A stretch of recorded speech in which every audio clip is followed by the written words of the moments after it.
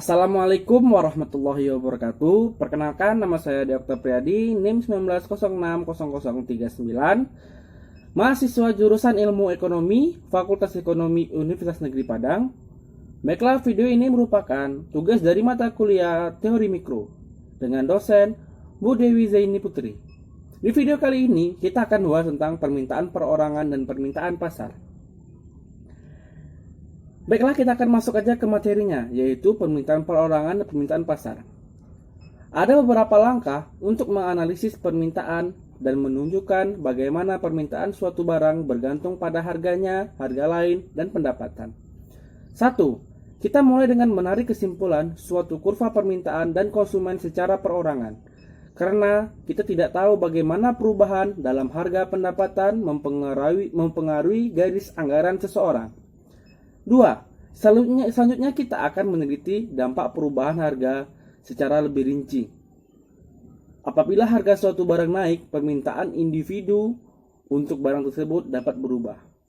3. Kemudian kita akan melihat bagaimana kurva permintaan perorangan dapat digabungkan dengan menentukan kurva permintaan pasar. 4.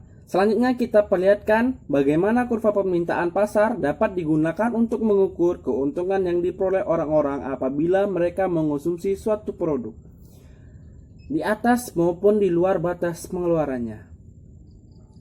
5. Selanjutnya kita akan menjelaskan eksternalitas jaringan, yaitu apa yang terjadi ketika permintaan seorang atau suatu barang juga bergantung pada permintaan orang lain. 6. Akhirnya, secara singkat akan kita jelaskan beberapa metode yang dipakai para ekonom untuk memperoleh informasi empiris tentang permintaan. A. Permintaan perorangan. Yang pertama yaitu permintaan harga. Kita mulai dengan mempelajari bagaimana konsumsi pangan dan sandang berubah apabila harga pangan berubah. Ini adalah kurva permintaan perorangan. Perubahan harga kurva permintaan mempunyai dua sifat penting. Yang pertama adalah A. Tingkat utilitas yang dapat dicapai berubah karena adanya pergerakan sepanjang kurva. Makin rendah harga produk, makin tinggi tingkat utilitasnya.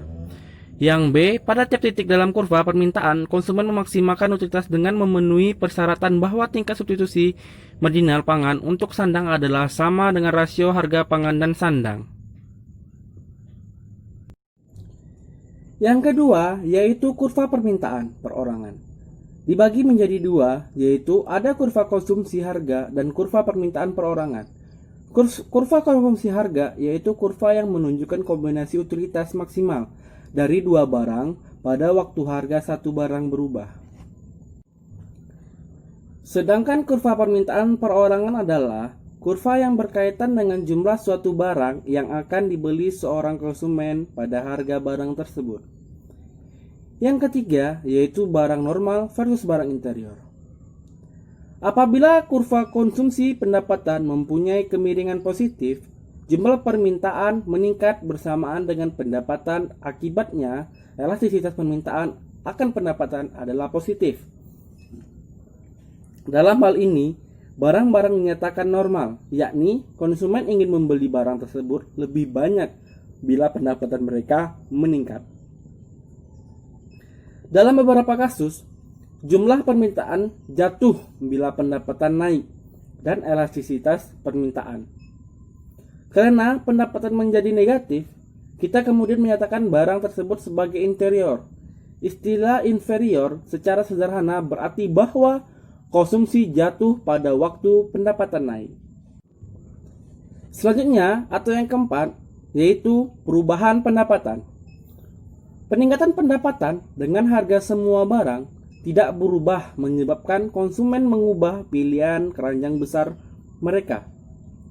Selanjutnya itu kurva Engel atau yang kelima, yaitu kurva yang menghubungkan jumlah barang yang dikonsumsi dengan pendapatan kemiringan.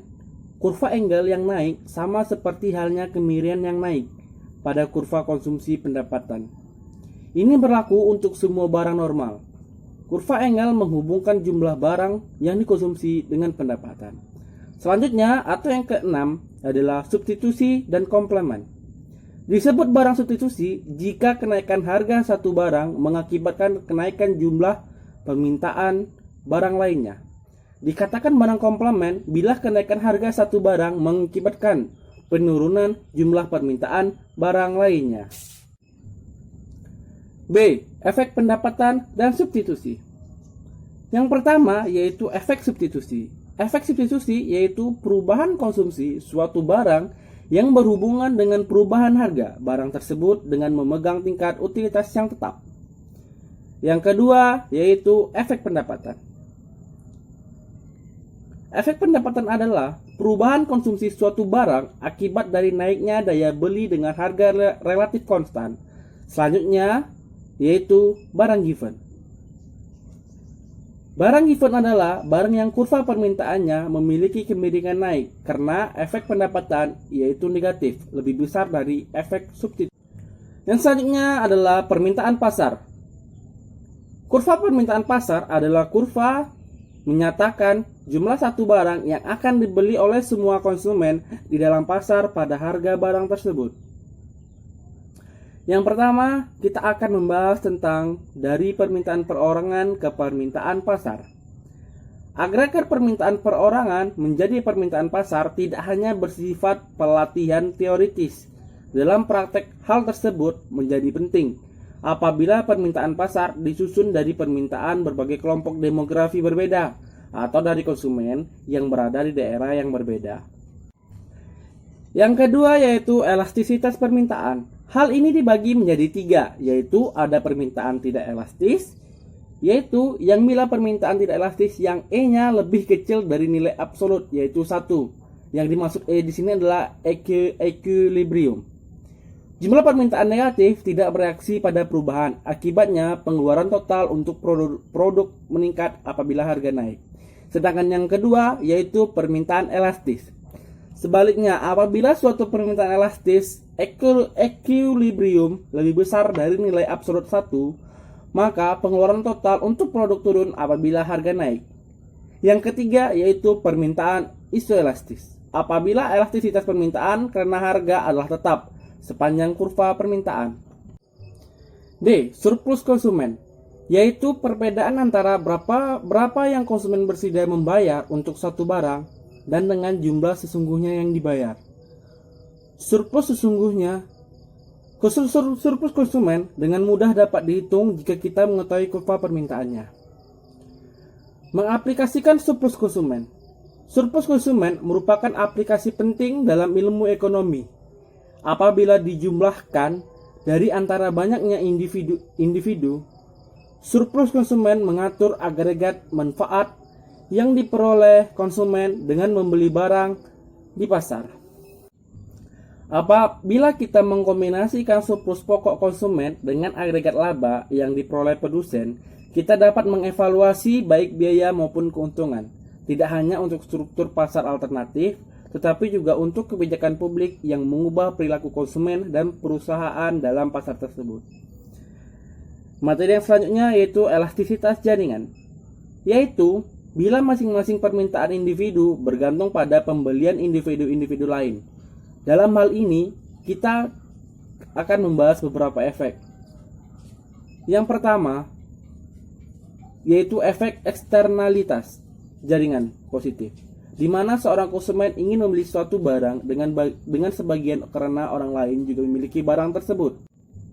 Yang kedua, yaitu efek snob, yaitu adalah eksternalitas jaringan negatif di mana konsumen ingin memiliki suatu barang yang eksklusif atau unik.